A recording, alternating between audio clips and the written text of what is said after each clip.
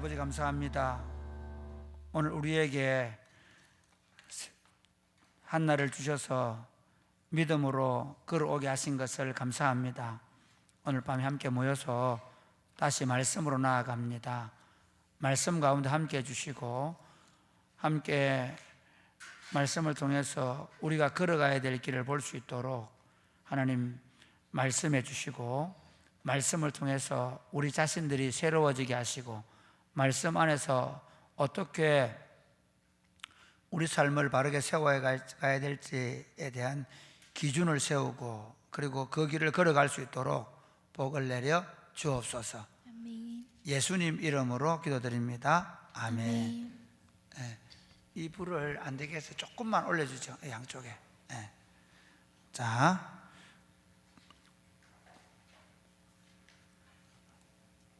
우리가 지금 마태복음 이 양쪽에 불, 마태복음 18장을 보고 있는데요. 마태복음 18장은 조금만 불을 그렇죠. 조금 그 불을 낮추면 좋겠어요.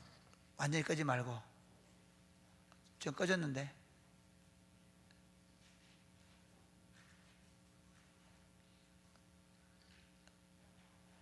끄고 켜고만 되는 거면 불을 줄일 수는 없고. 네, 알겠습니다. 자,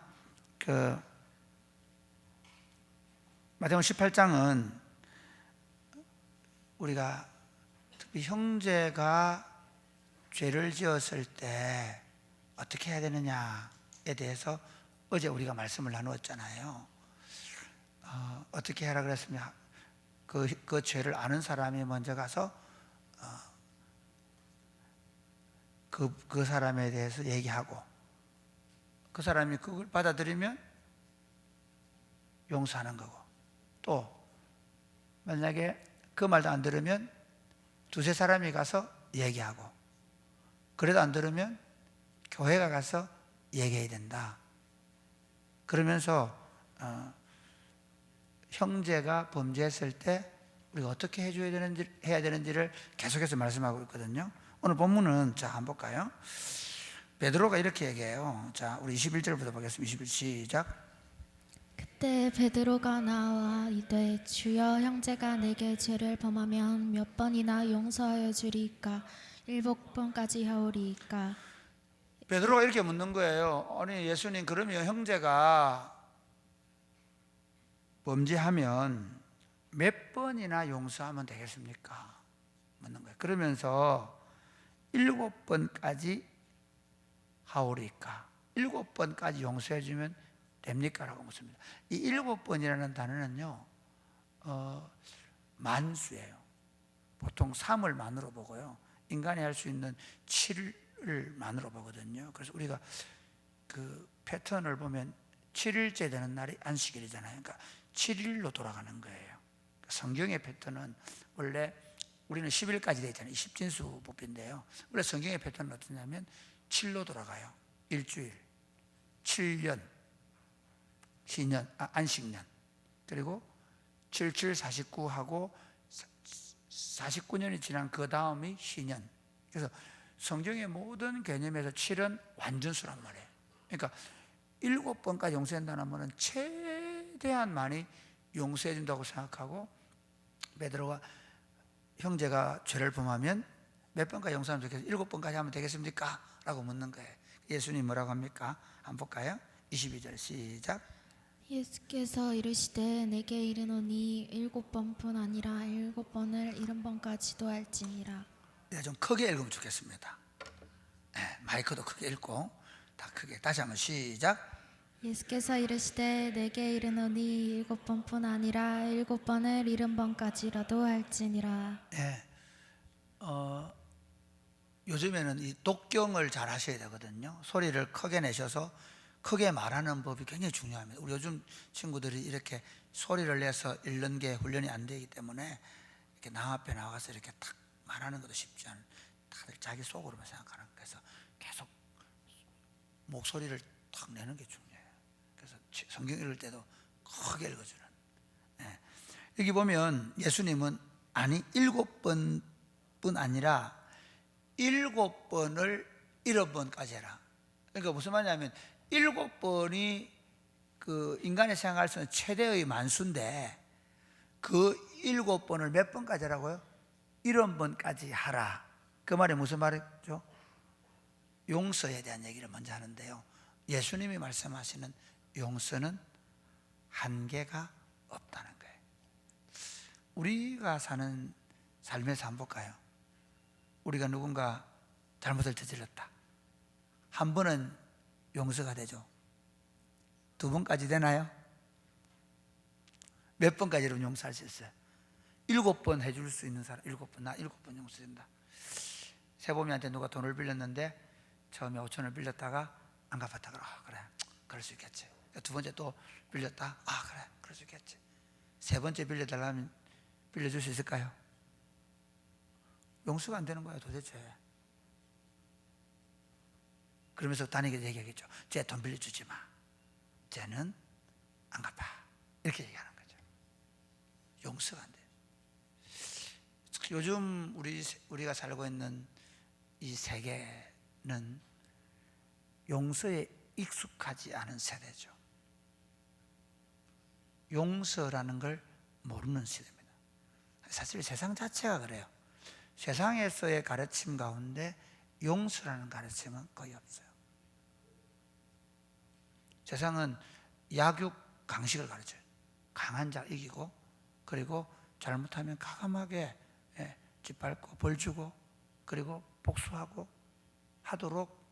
그래서 우리 그 중국의 무협지나 중국 영화 보면 항상 다 원수 갚는 거. 우리 어릴 때는 영화 주로 중국 영화 원수 갚는 거거든요. 취권을 하든 뭘 하든 스승님의 원수를 갚고 아버지의 원수를 갚고.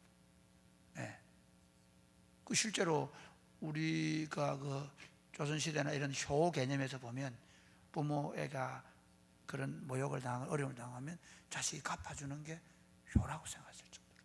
근데 예수님 당시에도 용서의 개념이 별로 없던 시대예요. 예수님께서 용서를 말씀하시니까, 그래서 누가 잘못하면 가서 조용히 가서 그 문제에 대해 얘기하고 그가 들으면 용서해 주는 거예요. 안 들으면 2-3명이 더 가가지고 해서 용서해 주는 거예요. 근데 그거 몇 번까지 해줄까요? 7번까지 하면 되겠어요? 최대한 많이 부르는데, 아니 7번을 70번까지라도 해야 된다. 그러면서 예수님 이렇게 말씀하십니다. 자, 한번 그 비유를 이렇게 해요. 왜 그렇게 해줘야 되느냐? 왜 용서를 7번을 70번까지라도 7번, 70번, 7. 제가 어제 우리 구에 오니 수학 공부하는데 보니까 3의 백성을 공부하고 3의 백성. 와, 3의 백성 생각하니까 뭐 계산이 안 나오는 거예요. 3의 백성 한번 계산해 보실래요? 엄청난 수죠. 근데 똑같아요. 사실은 7의 70, 3의 백성까지 너무 많은 거고 7의 70번만 해도 그 숫자상으로 490번. 490번 그냥 단지 숫자상으로. 그렇죠? 그 이야기를 예수님이 왜 해야 되는지를 이 비유로 말씀하세요. 자, 23절부터 보겠습니다. 그러므로 천국은 그 종들과 결산하려 하던 어떤 임금과 같으니. 24절. 결산할 때 10,000달란트 빚진 자 하나를 데려오매 갚을 것이 없는지라 주인이 명하여 그 몸과 아내와 자식들과 모든 소유를 다 팔아 갚게 하라 하니, 그 종이 엎드려 절하며 이르되 내게 참으소서 다 갚으리이다 하거늘 그 종의 주인이 불쌍히 여겨 놓아 보내며 그 빚을 탕감하여 주었더니, 그 종이 나가서 자기에게 100데나리온 빚진 동료 한 사람을 만나 붙들어 목을 잡고 이르되 빚을 갚으라 하매 그 동료가 엎드려 간구하여 이르되 나에게 참아 주소서 갚으리이다 하되, 허락하지 아니하고 이에 가서 그가 빚을 갚도록 옥에 가두거늘 그 동료들이 그를 것을 보고 몹시 딱하게 여겨 주인에게 가서 그 일을 다 알리니, 이에 주인이 그를 불러다가 말하되 악한 종아 내가 빌기에 내가 내 빚을 전부 탕감하여 주었거늘 내가 너를 불쌍히 여김과 같이 너도 내 동료를 불쌍히 여김이 마땅하지 아니하냐 하고 주인이 노하여 그 빚을 다 갚도록 그를 옥졸들에게 넘기니라. 같이 읽겠습니다. 시작. 너희가 각각 마음으로부터 형제를 용서하지 아니하면 나의 하늘 아버지께서도 너희에게 이와 같이 하시리라. 여러분 이 비유 얘기하시겠죠. 뭐냐면 이런 거예요. 한 사람이 그 임금님에게 이 주인에게 빚을 졌는데 이 주인님은 여기 보니까 천국은 그 종들을 견인하는 임금 같아요. 임금님이죠. 임금님에게 빚을 졌는데 얼마를 졌냐? 1만 달란트라는 건 우리 지금 계산하면 5천억.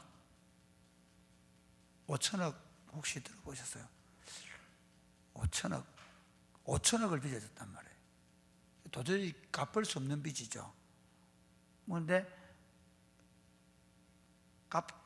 갚아라고 얘기하니까 도저히 갚을 게 없다고 용서해달라고 하니까 아예 탕감해줬다는 말은 없는 걸로 해줬다는 말이에요. 5천억을. 그리고 얼마나 기뻤겠어요. 5천억을 탕감받았으니까 다음에 갚아, 10년 뒤에 갚아, 이거 아니고 아예 갚지 마, 그렇게 된 거예요. 너무 기뻤을 거예요. 그런데 나가다가 누구를 만나냐면 그 동료를 만났다. 그 동료를 만났는데 그 동료가 100데나리온을 빚진 사람이다. 그런데 그를 만나 목을 잡고 멱살을 딱 잡은 거죠. 돈 내놔 이놈. 그 100데나리온 얼마냐? 한 500만 원. 5천억 탕감받고 나오다가 500만 원 빚진 놈을 만난 거예요. 자기는 5천억 탕감받았고 자기 동료는 500만 원 자기는 빚졌던 거예요. 아, 조금만 용서해. 똑같이 자기가 했던 거와 똑같이 조금만 용서해달라, 조금만 시간을 달라, 갚겠다 하는데도 갚을 때까지 어떻게? 감옥에 쳐넣었다. 그 이야기를 전해 들은 임금님은 어떻게 했겠냐? 이렇게 얘기하죠. 네. 주인이 불러다가 악한 종아 내가 빌기로 내가 내 빚을 전부 탕감하여 주었거늘 내가 너를 불쌍히 여긴 것 같이 너도 내 동료를 불쌍히 여김이 마땅하지 아니하냐. 사실 이거 지금 다음 주 설교할 때, 금요일에 대한 설교할 때 이거 예고를 해놨는데 미리 설교 준비해놓으면 이럴 때가 제일 위험해요.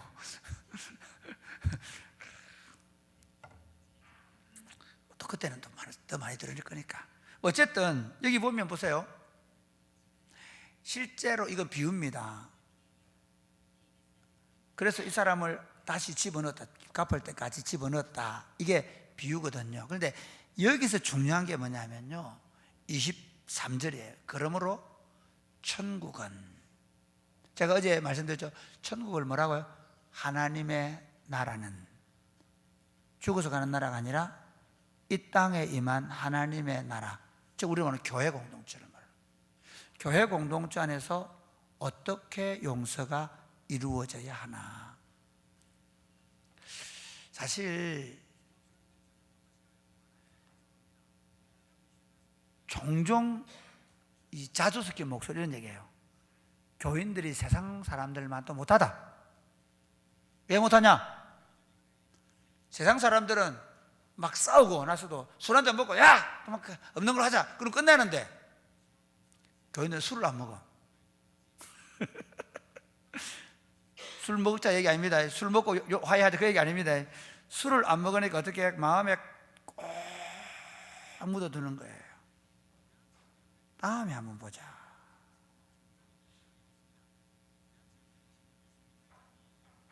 용서가 안 된다 라는 말을 종종 교회에서 한다면 그게 말이 되느냐? 안 된다는 거예요.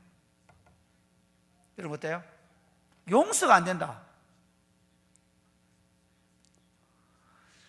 참 마음이 아파요. 지금 사랑의 꽃피우는 교회 안에 그런 일이 별로 없는데요, 용서가 안 되는 분은 용서가. 근데 오늘 예수님이 이렇게 말씀하세요. 천국은 그 종들을 1만 달란트나 빚진 종들을 용서해 준 것과 같다는 거예요. 그 얘기하는 거예요. 천국은 1만 달란트 빚졌던 사람들이 용서받은 것과 같은 공동체라는 거예요. 왜? 우리가 죄로 인하여 하나님의 진노를 지고 영원히 멸망받을 수밖에 없는 빚을 지고 사는 인생이었단 말이에요. 우리가 도저히 못 갚는 거예요. 우리 갚을 수 없어요, 그 빚을. 그래서 누가? 우리 구주 예수님께서 대신 속량이라는 말은 빚을 갚아준 거예요. 그러니까 그 죄의 빚인데 죄의 빚을 갚아준 겁니다. 그러니까 성경적으로 예수님이 하신 일은 뭐냐면 우리가 졌던 죄로 지었던, 죄로 인하여 졌던 그 죄의 빚, 그것을 예수님께서 탕감하시기 위해서 자기 생명을 속전, 우리를 그 속전이라는 뭐냐면 종이 되기 전에 엄청난 돈으로 팔려가 종이 되잖아요. 그러면 그 팔려갔던 돈을 누가 대신 내주면 그게 속전이거든요. 내주면 그가 자유롭게 되는 것처럼 예수님이 죄로 팔렸던 우리를 위하여 그 죄의 값을 지불하시고 우리를 죄에서 구원해 주셨다. 할렐루야. 여기에 아무도 얘기가 없습니다. 그러니까 너는 얼마나 주고 값 주고 팔렸냐. 종들은 그런 경우 있어요. 예를 들어서 1,000만 원짜리 있을 수 있죠. 예를 들어서 우리 조금, 이거 종까지는 아니지만 프로야구 선수 가운데 축구 선수 가운데 손흥민 같은 선수는, 그 선수는 진짜 몇백억에 팔려 있는 거죠. 몇백억이 그 회사에 잡혀 있는 거예요. 그거 만약에 위약하면 그거 다 물어내야 됩니다. 엄청나게. 우리 연예인들 소속사에 그렇게 잡혀 있잖아요. 그렇게 생각해 보세요. 그런데 누군가가 그 빚을 도저히 갚을 수 없는 형편이 된 거야. 그런데 누가 갚아줬단 말이에요. 그런데 사람들은 각각의 빚의 양이 다른데 우리는 똑같아. 우리는 죄로 인하여 영원히 하나님의 진노를 지고 죽을 수밖에 없었는데 예수 그리스도께서 우리 죄에 대하여 속량의 제물이 되어 주셔서 죽어주신 거죠. 우리가 사실은 이건 이런 거예요. 하나님 앞에 죄를 지은 거예요. 하나님과의 관계를 깨뜨려 버린 거예요. 죄라는 게, 죄는 관계를 깨뜨리는 거예요. 여러분, 누가 내한테 죄를 지었다, 그 말은 그 사람이 내한테 나와의 관계를 깨뜨리는 거잖아요. 예를 들면 이런 거, 나에 대해 뒷담화를 했다. 내가 관계를 깨뜨리는 거잖아요. 나에 대해서 돈에 대한 신용을 안 지켰다. 내가 관계를 깨뜨린 거잖아요. 다시는 그 친구하고 동거래 안 해. 그렇죠? 예를 들면 그런 관계를 깨뜨린단 말이에요. 그런데 하나님 나라에서는 그 자기에게 지은 죄에 대하여 몇 번까지 용서해 줘야 되냐? 무한대로 70번씩 7번까지 용서되는 공동체라 한다 것입니다. 왜? 너가, 여러분들이 그 용서를 받았기 때문에. 할렐루야. 우리는 하늘나라의 공동체가 이 천국 백성들인데, 이 교회 공동체 천국 백성들입니다.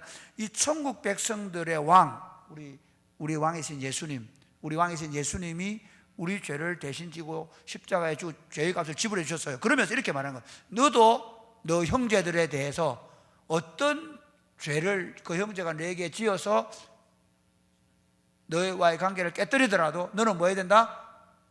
용서해 주어야 한다라는 전제를 깔고 우리를 용서해 주셨다는 사실을 믿으시기를 바랍니다. 성도들이 종종 예수 믿는 거에 대해서 나 예수 믿고 구원받았어, 난 하나님 딸이 되었어, 그래서 나는 이제 죄가 없어, 그거 좋아합니다. 그런데 그 용서가 타인을 향하여 무한히 용서하라는 용서라는 사실에 대해서 이해를 못하는 거예요. 그러니까 조금만 남이 교회 안에서 조금만 누가 내한테 눈만 흘겨도 저게 나를 흘겨봐, 다음부터 난 째려볼 거야. 레이더빔 팍 쏘는. 저게 나한테 지금 반대해서 앞으로 한번 봐라, 내가 지가 한번 하자면 내가 해주는가. 그러고 있다면 그는 그리스도가 우리를 용서하신 용서가 얼마나 값지고 귀하고 보배롭고 영광스럽고 아름답고 가치 있다는 사실을 모른다. 모르니 그러는 거다. 한번 생각해 보세요.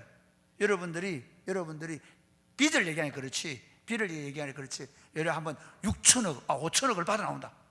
배 예성이한테 누가, 야 예성아 5천억 네 가져가라. 5천억을 받아 5천억을 막 들고 나오는 거고, 돈 5천억 들고 나오는데 누가 어떤 친구가 내한테 한 500만 원 빚진 친구를 만났다. 아우 예성아 미안하다, 내 돈 먹고 괜찮다. 안 그러겠어요? 이 5천억의 가치를 안다면 괜찮아 그 500만 안 갚아도 돼. 왜? 내한테 얼마 있으니까? 5천억 있으니까. 이해가 되시겠습니까? 그러니까 우리가 받은 것이 그 돈으로 계산할 수 없을 만큼의 용서를 받았는데 왜 용서가 안 되겠냐? 그래서 이렇게 얘기합니다. 자, 35절 시작. 너희가 각각 마음으로부터 형제를 용서하지 아니하면 나의 하늘 아버지께서도 너희에게 이와 같이 하시리라. 너희가 각각 마음으로 행위를 용서하지 아니하면, 여기 중요한 게 저는 마음 얘기하려고요. 마음으로. 이게 무슨 말이냐, 우리 이렇게 하잖아요. 용서해 준다 해놓고는 딱 뭐 하고 있습니까? 계산 카운트 해놓는 거예요. 다음번에 또 저것 봐라 지난번에 그러더니 이러면서 용서가 되나요 안 되나요? 용서가 안 된 거죠. 여기서 말하는 마음으로는 말은 정말 그것에 대해서 깨끗하게, 전혀 다음번에 말할 때는 그와의 관계에 조금 더 거리낌 없이 그렇게 용서가 되어야 한다. 그런데 여기서 예수님이 나의 하늘 아버지께서도 너희에게 이같이 하시라, 이거는 용서 안 해준다 그럴까요? 그건 아니에요. 이건 조금 해석이 필요한데요. 여러분, 제가 목회하면서 안타까운 게 뭔지 아세요? 다른 사람에 대한 용서가 안 된 사람은 사실은 용서받은 기쁨이 없어요.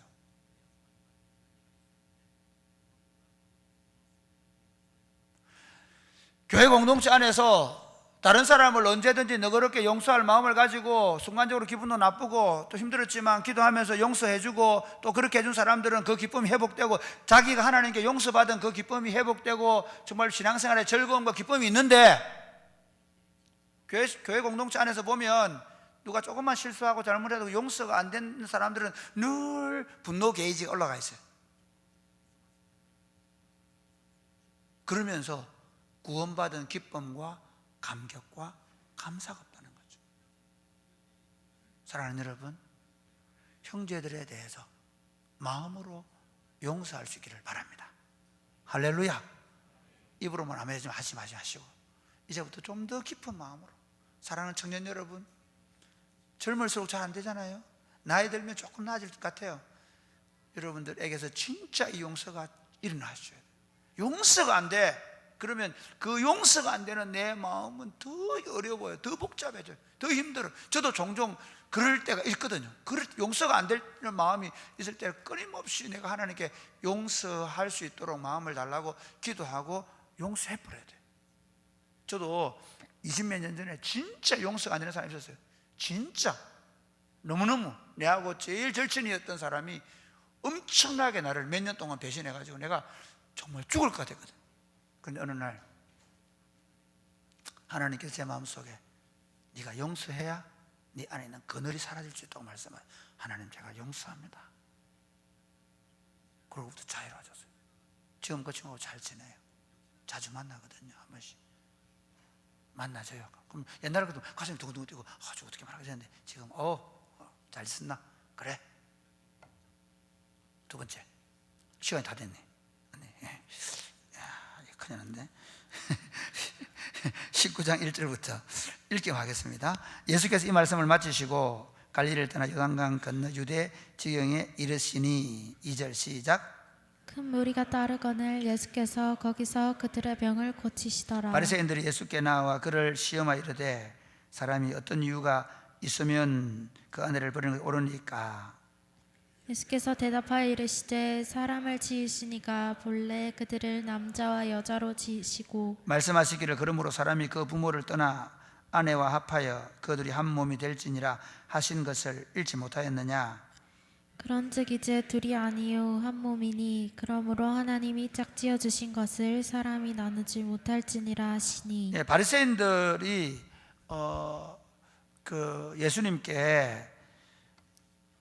예수님을 시험하려고, 그러니까 예수님을 테스트해 보려고 나온 거예요. 왜냐하면 자신들이 가지고 있는 율법적 상식을 가지고 예수님을 테스트해 보는데, 사람이 어떤 이유가 있으면 아내를 버릴 수 있습니까?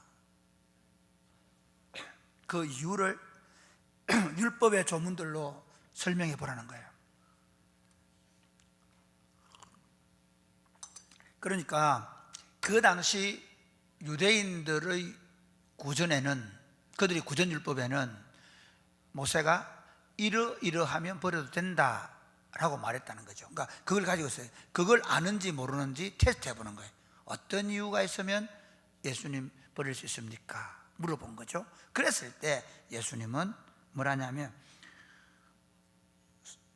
사람이 그 몸을 떠나 아내와 아빠야 그 둘이 한 몸이 될지니라고 창세기 1장 20절에 말씀하신 것은, 이제 둘이 하나요 한 몸이니 하나님이 짝지은 것을 사람이 나누면 안 된다, 못한다, 그렇게 얘기한 거예요. 그러니까 자 7절 보실까요? 7절 시작.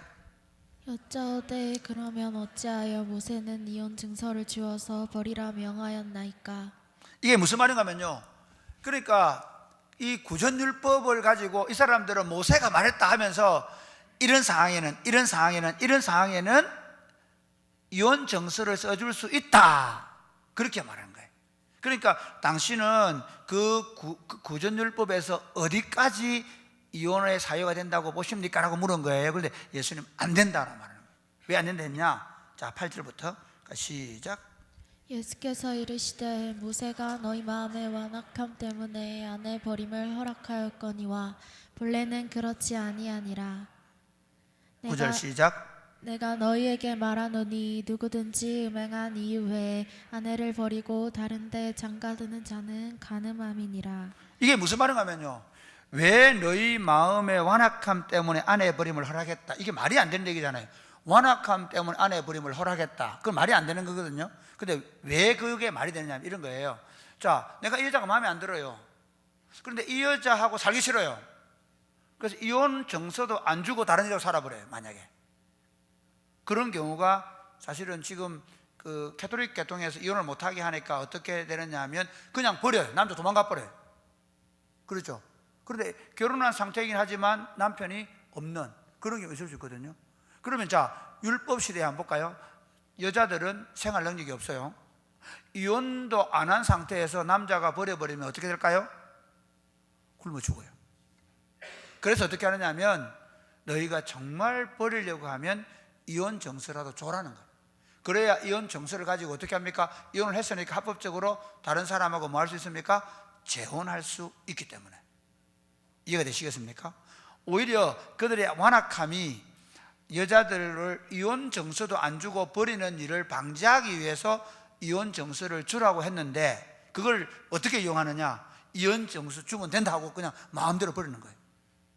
이게 인간의 완악함이에요. 예수님이 그걸 지적하는 겁니다. 너희가 악해서 이혼 정서라도 줘서 그 여자가 혹시 버림을 받더라도 다른 남자와 결혼해서 살아갈 수 있도록 해줘야 된다라고 가르쳤는데, 그들은 어떻게 얘기하느냐? 할 수만 있으면 이혼의 조건을 찾아서 이혼하려고 버리려고 하는 거죠. 그래서 예수님이 그것에 대해서 안 된다라고 말씀합니다. 그러면서 그럼 내가 너희에게 이르노니 누구든지 음행한 이유 외에는 아내를 버리고 다른 데 장가드는 자는 간음하는 것이다.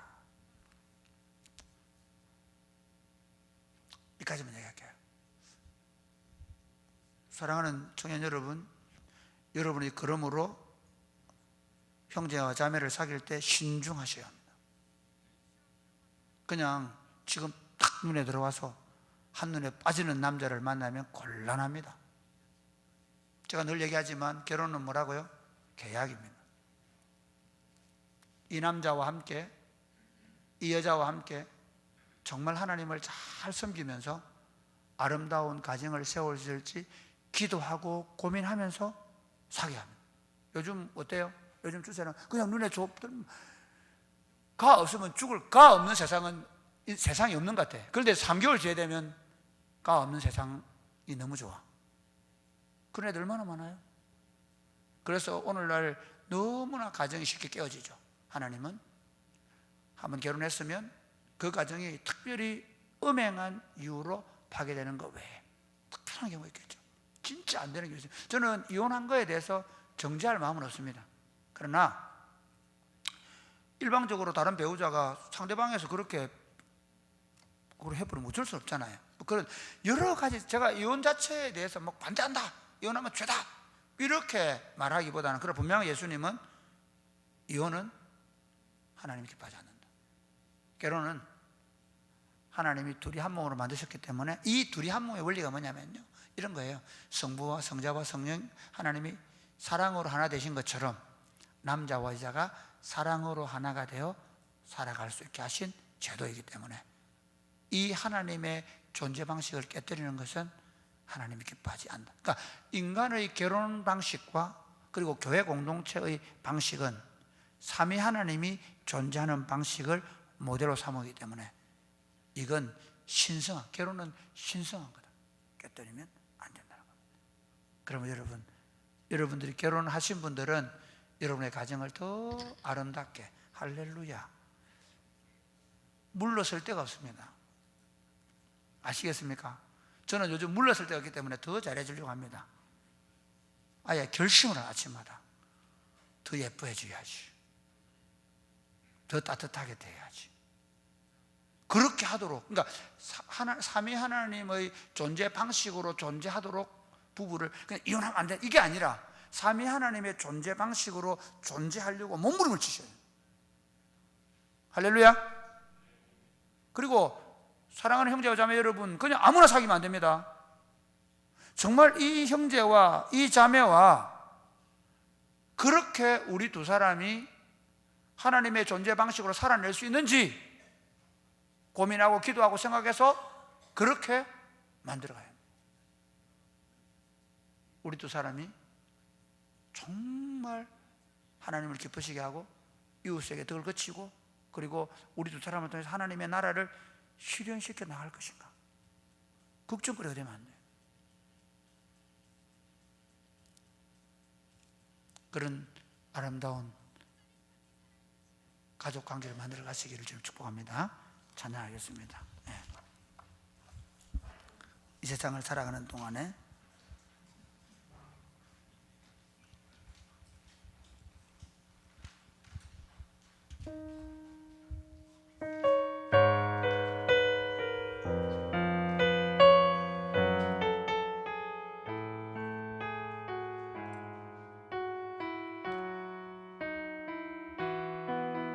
일어나 찬양할까요? 이 세상을 살아가는 동안에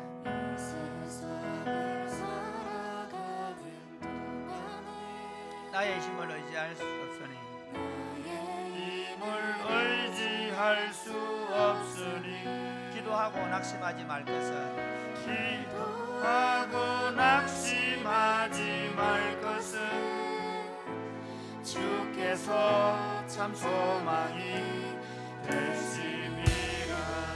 하나님의 꿈이 나의 비전이 되고, 나의 비전이 되고, 예수님의 성품이 나의 인격이 되고, 성령님의 권능이 나의 능력이 되길 원하고 바라고 기도합니다.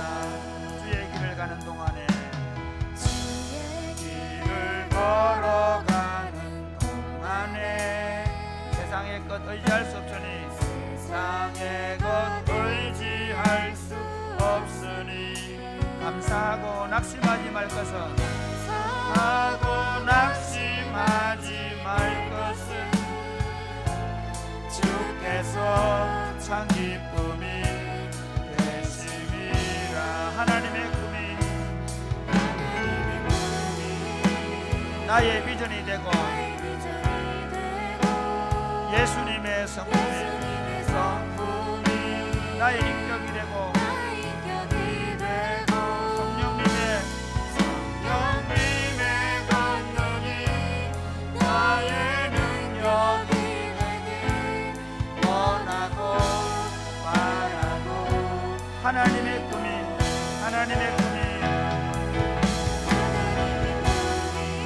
나의 비전이 되고 예수님의 성품이 나의 인격이 되고 성령님의 권능이 나의 능력이 되길 원하고 바라고 기도합니다. 사랑하는 여러분, 우리 사랑이 꽃피우는 교회 공동체라는 하나님 나라 공동체로 부름을 받아서 함께 공동체를 이루어갑니다. 저는 사랑이 꽃피우는 교회 공동체가 가장 중요하게 생각하는 것은 이 사랑의 가치입니다. 서로를 용서하고 이해하고 받아주면서 바로 세워가는 겁니다. 그냥 용서해주로 끝나는 게 아니라 정말 그를 하나님의 사람으로 바로 세워가는 것입니다. 하나님 아버지, 우리 사랑이 꽃피우는 교회 공동체가 서로를 진심으로 사랑하고 용서하고 받아주면서 서로를 잘 세워주는 공동체가 되게 하여 주옵소서. 공동체 안에서 서로를 향한 질투, 시기, 미움, 특별히 어떤 사람이 잘못한 것에 대해서 용서하지 못하는 마음으로 그걸 계속해서 갖고 있으므로 자기도 어두워지고 공동체도 힘들어지는 일이 없도록 서로를 용서하고 그리고 받아주고 그리고 더 성숙해가는 공동체가 될 수 있도록 우리 한번 다 같이 기도하겠습니다. 주여,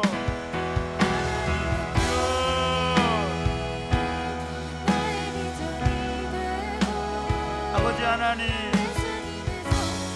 우리를 용서해 주시고 하나님의 자녀로 받아주시고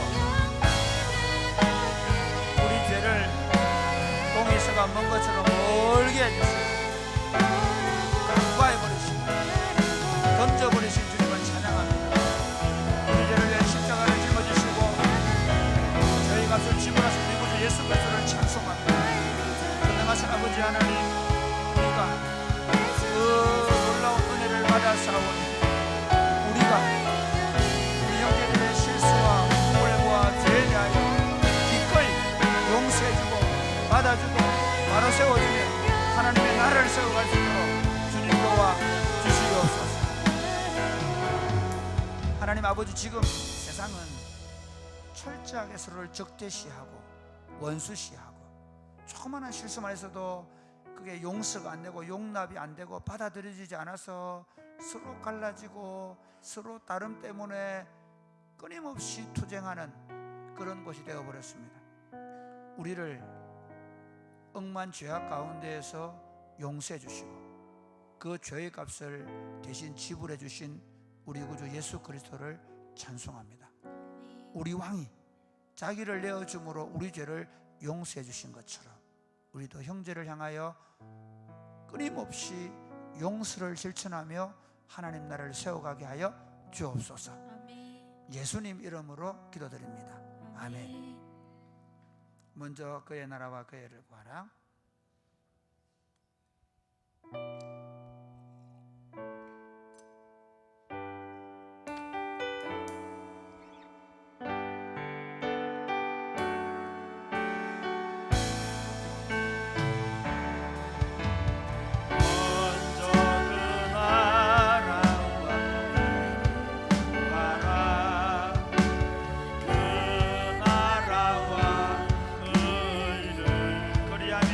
것을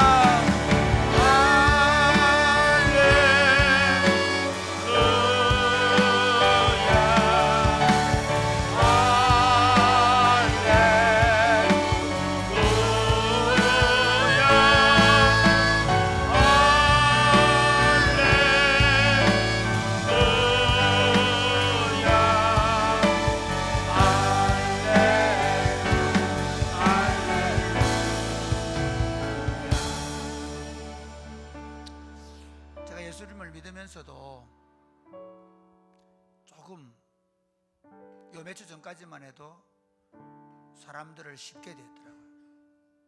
제가 요즘 배워가는 것 중에 하나가 뭐냐 하면 하나가 하나님께 꼭 잡히는 거예요. 아침마다 일어나서 하나님 들을 꼭 붙잡아 주십시오.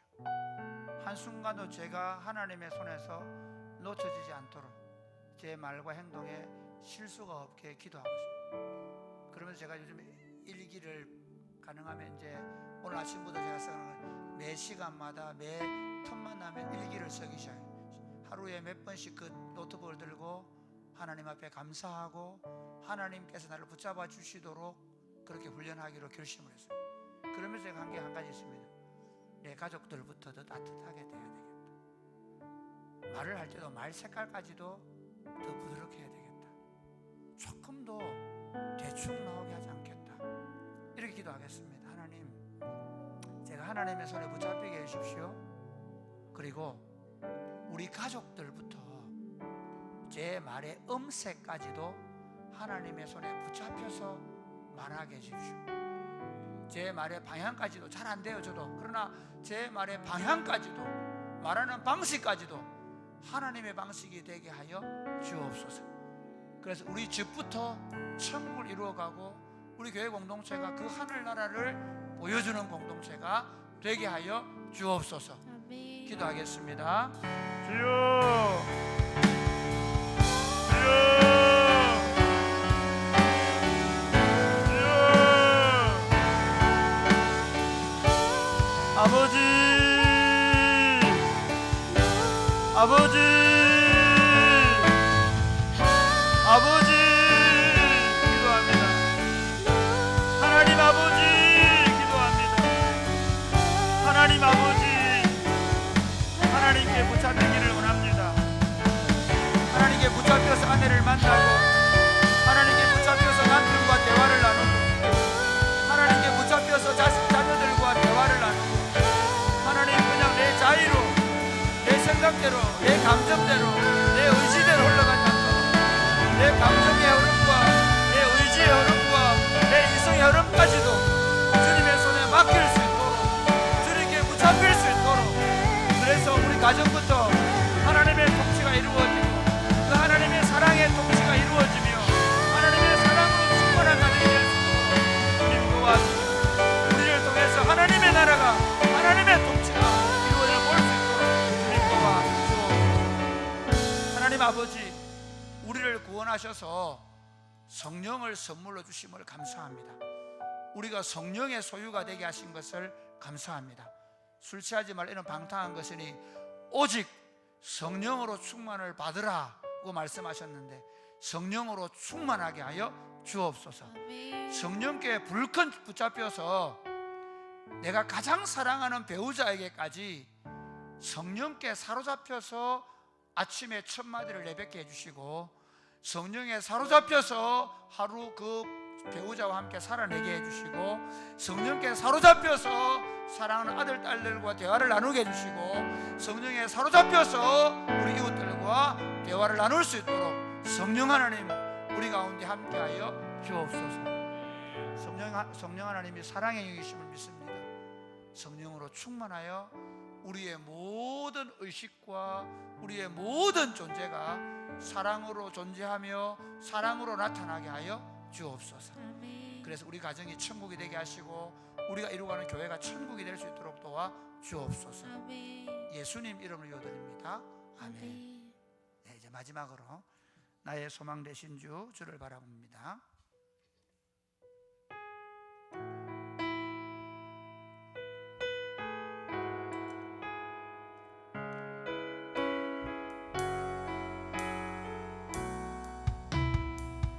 나의 소망 되신 주,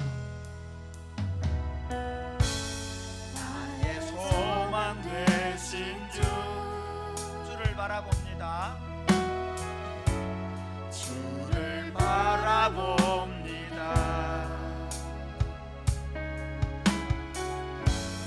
다시 오실 나의 왕 예수, 주를 기다립니다. 주를 기다리. 다시 한번 할까요? 나의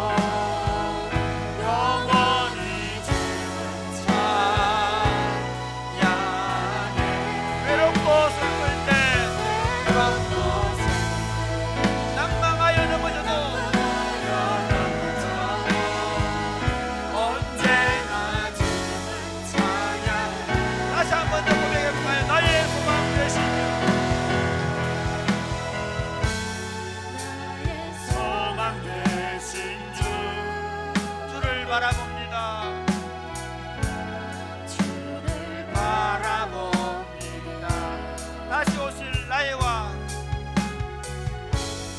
다시 오실 나의 왕 예수. 주를 기다립니다. 밤이나 낮이나 어제나 오늘도 영원히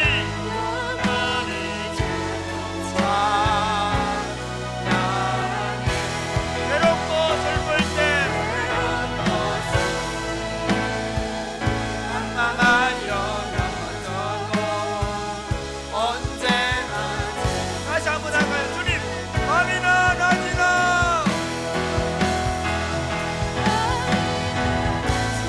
어제나 오늘도 영원히 주만.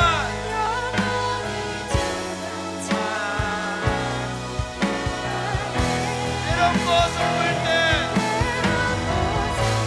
낙망하여 넘어져도 언제나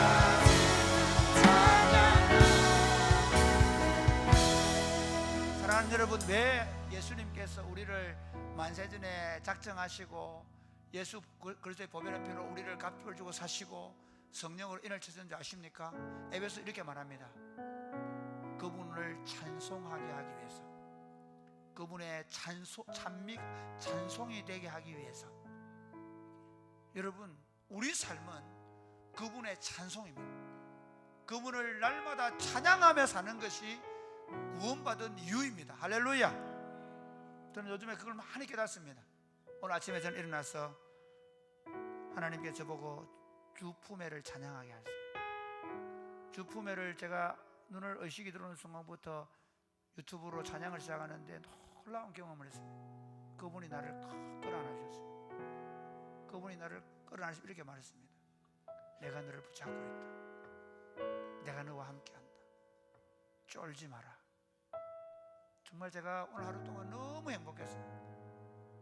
아침에 그렇게 기도하고 그리고 1시간 동안 걸으면서 말씀을 암송하면서 돌아와서 일기를 쓰고 하면서 정말 제 안에, 그리고 오늘 하루 동안 요즘에 제 삶 가운데 가장 행복하고 좋은 건 아침 찬양입니다. 아침 찬양을 실행하고 계십니까? 아침 찬양과 말씀 묵상, 주일날 들었던 말씀을 묵상하는 이 일을 실행하셔 보십시오. 이렇게 기도해요. 하나님, 제 삶이 찬양으로 시작해서 하루 종일 찬양하고 저녁에 함께 기도하며 찬양하기를 원합니다. 주님, 제가 주님의 찬양이 되기를 원합니다. 그래서 정말 제 삶이 주님께 찬송의 제사가 되는 삶이 되게 하여 주옵소서. 마지막으로 개인 기도하겠습니다. 주여